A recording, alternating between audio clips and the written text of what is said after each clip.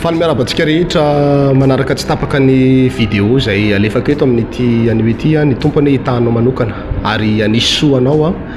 amin'izay ataonao rehetra izany. Ny mpanompo kelin'Andriamanitra apôstôly Andreasy no manao ny fanambarana eto amintsika indray amin'ity an'ity. Ny zavatra vaovao ambara amintsika rehetra dia efa mitsangana na efa tafajoro soamatsara ny fiangonana vaovao antsoina hoe fiangonana kristianina mandova lanitra na KML. Efa mijoro ara-panjakana io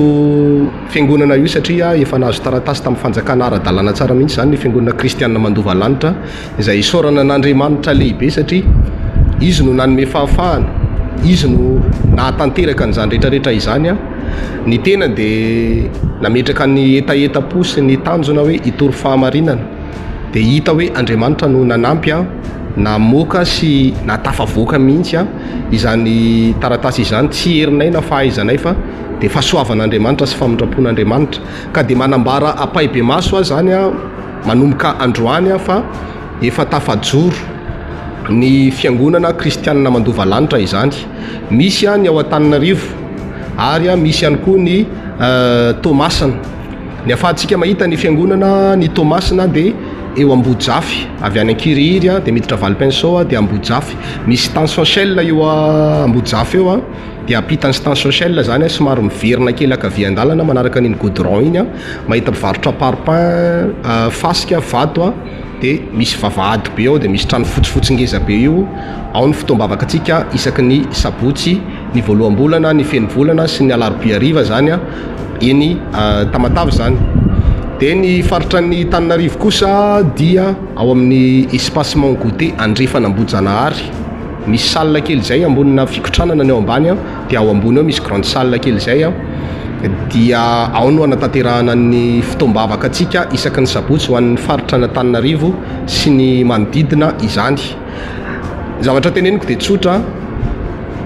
misy antony avokoa ny zavatra ataon'Andriamanitra. Raha ny fisalasalana tany am-piandohana dia tena nisy hoe ahoana ny zavatra hitranga, anao ahoana ity fiangonana ity, fanamelona ny fanantenana ary napirisika anay androso anambara ny fahamarinana ny namoahan'Andriamanitra ny taratasym-piangonana zany hoe ny récépissé ara-panjakana fa tena mijoro ara-dalàna zany izao fiangonana kristianina mandova lanitra izao. Ka eto dia miantso atsika rehetra izay manaraka an'ity vidéo ity afaka manantona avokoa isika rehetrarehetra fa tena fahamarinana no ijoroantsika izany. Manaraka an'izay ny fiangonana kristianina mandova lanitra dia manana fototra ara-baiboly,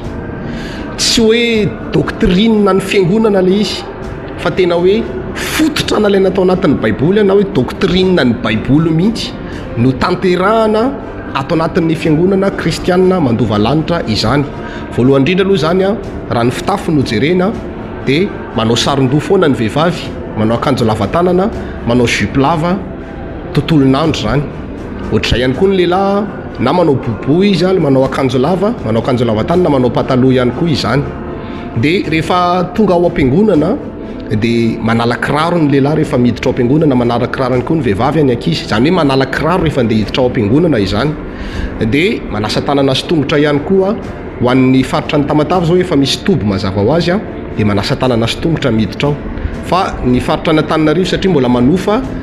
salinan'olona tsika dia tsy manasa tanana zany fa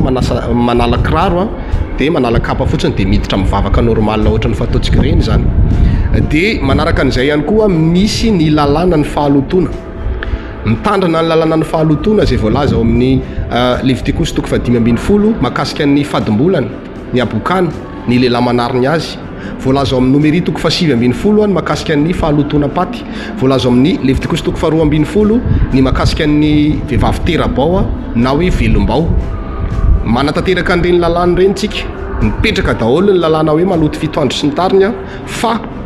ato amin'ny resaka fanadiovana no satria voalaza ny Hébreo 10 fa misy karazana fanatitrana efatra foana, fanatitra latsa-dra, fanatitra dorana, fanatitra hoanina ary ny fanatitra noniota. fanatitra latsadrasy ny dorana sy hoanina fanatitra ononoto ireo zany no fanatitra efa foana tsy azo atao intsony raha jerevana nefa ny voalazan'ny baiboly zay mbola anaovako fandaharana manokana ny mahakasika an'izay resaka hoe fanatitra fidiovana izay hopory fotsika ara-baiboly hoe inona ny tena voalazan'ny baiboly mba hahatonga atsika tena hoe andova lanitra marina tsy ho voafitaka amin'izao fivavahany zao dia ato amin'ny fiangonana kristiana mandova lanitra zany rehefa vita ny fahaloton'ny olona maloto dia hoentina mbavaka fotsiny izy rehefa avy eo dia madio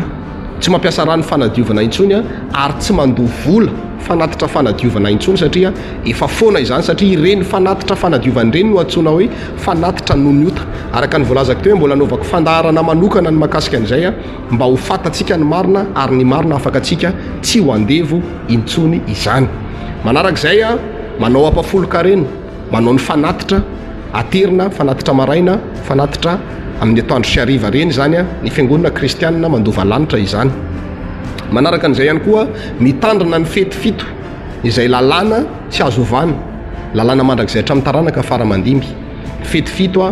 tafiditra anatin'izany tafiditra anatin'izany ny sabata tafiditra ny paska ny voaloam-bokatra ny pentecosta fitsofana trompetra fanavotana ary ny fetin'ny tabirina kely mitandrina ihany koa ny fetin'ny porima fanadiovana tandrimana daholo ny fety ara-baiboly rehetra izany mba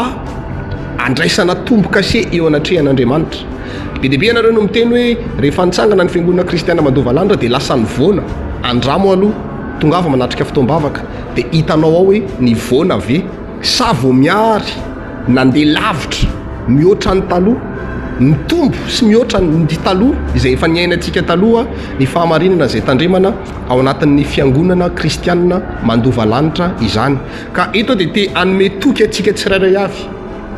ny antony tsanganan'izao fiangonana zao tsy fitadiavam-bola ny antony ny tsanganan'izao fiangonana zao tsy hoe tsy nahita ny rariny dia nanangana fiangonana tsy hoe tsisy atao dia nanangana fiangonana fa tena programan'Andriamanitra satria nahazo iraka manokana izay tao anatin'ny fifadikan'ny 770 izay efa nataonay zao zany vao tanteraka le izy satria tsy maintsy anderery izahay anambarany fahamarinana zay nampianarina tao anatin'ny fifadikan'ny 770 io zao vao tanteraka le izy manangana nyty asa vaovao ty ekena fa tsy mora ny fitsanganan'le asa vaovao kanefa kosa matoky an'le Andriamanitra zay naniraka dia noho izay iraka izay no anangananay an'izao fiangonana zao ary tsy izahay ary fa Andriamanitra mihitsy no manangana an'le fiangonana mba hamonjena ny fanahin'ny olona zay tena teo any an-danitra marina